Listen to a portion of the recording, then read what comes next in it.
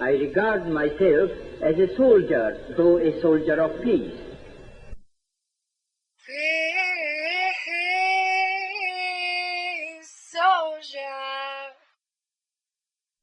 Yeah, this is freesouljah here with Evan Foster of the Boss Martians, and he just got done playing a Double Down, which is in Las Vegas. And let me just get a little quick question of how did it go? What do you think Vegas is like for the Boss Martians? Vegas is always a great spot for us. Favorite place to play, always in the Double Down. People around, excuse me 1 minute. Okay. That's a real spit right there. Yeah, just working on getting over a little cold here. Yeah, man, the people are always real. The staff is fucking amazing to us here. We've made a lot of friends, and even if we've been out of touch for a little while, like if we've been in the studio, we've been disappeared, you know, fucking off the map for a while, our friends always show up here. So, it's a Tuesday night. Obviously, weekends are fucking always better, but, you know, we had a great turnout for a Tuesday night. People were dancing with that all out of control at one point, but, you know, everybody had a good time. So, man, it's a pleasure to be here. We fucking love this place. Always. Do you really want something to stay in control whenever you're playing? Good question. With the crowd, no, never. The only thing I want to stay in control is my fucking guitar, man. Yeah, it's all good, man. I just want him to have a good time, you know. This man is the one that's got Iggy Pop as a guest. He appears on one song. He wrote the lyrics for it. I wrote the music for it. The band recorded it. So we're really happy with the way that it turned out. So I sent Iggy the track, and he said, "Hey man, cool, I really like it." And so I was like, you know, I was on the phone. I was like, "Hey man, do you think, you know, you might possibly want to add some vocals to it?" And he said, "Hey, I think I could sing along. Fucking let's do this."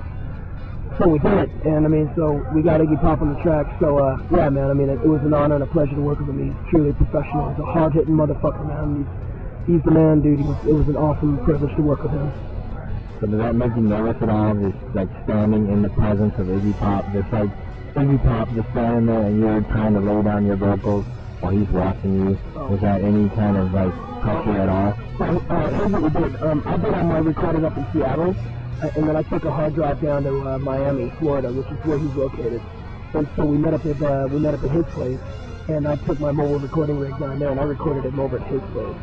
So he added his vocals at his place. So I was basically just acting as like engineer and producer. So I had already cut my vocals, and yeah, I would have been fucking nervous with Iggy. You know, if he was hanging around while I was cutting my vocals, fuck yeah, I would have been nervous. So I did him back in Seattle, went down there with a hard drive, and boom, we just worked on it for a couple of hours, and he just fucking nailed it, man, like a pro. It was awesome. He was great.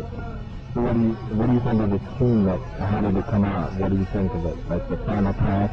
What do you think of how it turned out completely? Yeah, I love it, man. I think the track came out fucking great. I mean, myself personally, I absolutely love it, man. It's just total rock and roll. So, I mean, it's a total rock and roll track. It sounds totally like the Boss Martians. It sounds like Iggy singing on top of the Boss Martians, man. So, to me, it's great. You know, we kept our identity and incorporated Iggy into what we do, and he totally maintained his identity, so I was really happy about that. So you think the market is ready for Iggy to make a comeback with the Boss Martians as the backing band? Well, I think that Iggy's had a lot of much-deserved success lately, especially with, you know, doing some of the guest appearances that he's done and duets that he's done with bands like the Teddy Bears from Sweden, and with Peaches. You know, I mean, he did like a cool duet with Peaches. It's fucking, you know, really cool track. So, I mean, I'm thrilled to see him, you know, gaining the success that, I mean, yeah, absolutely, he deserves. I mean, obviously he's already a fucking cultural icon, man. You know, with his work with the Stooges. And then after that, all this solo work and stuff, man, he's just, you know, he's like, I mean, obviously like a legendary figure, but he's like, he's a very valid, you know, fucking potent musician, you know, now. So I think that, you know, what he's got to offer now is fucking, you know, really cool and, you know, just as valid as it's ever been, man. So, you know, and he's a fucking powerful force, man. I mean, on stage and in the studio, he's got a powerful voice.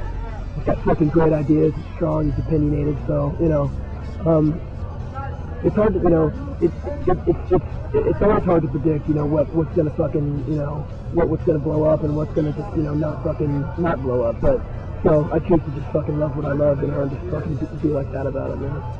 So what is holding you guys back? What do you think is holding you back from like that cut, like riding that wave? What is holding you back from breaking it? You know, that's a good question. I think that live rock and roll, live rock and roll it's a really difficult market. You know, I mean, there's certain parts of the states where, you know, we're able to play the bigger venues and headline on our own, and then there's other parts where, you know, rock and roll just kind of comes through the city and passes through.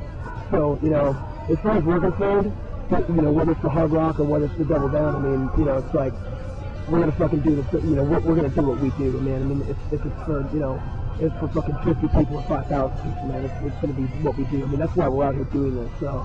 You know, first like the double down is, you know, it's a very, you know, it's like a really real kind of organic place, so it just kind of makes you fucking sweat, you know, a little harder, work for it a little bit more. I like it, you know. Makes you feel the music, yeah. Yeah, totally. I don't know, it's like, I think that, you know, these days, like, a lot of package tours happen, so I think there might be a couple of package tours coming down, like, over the next year that, you know, will bring us to Vegas, and they might be at, you know, they might be at the joint, or whatever they call it, like, over the Hard Rock.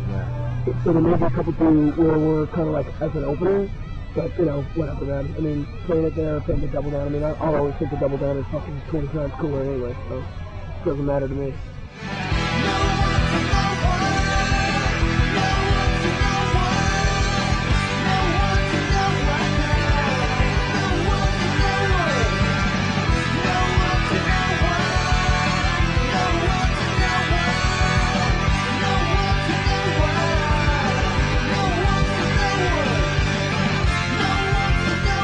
I've been reading rock and roll stuff, man, since I think 2003. At least, yeah.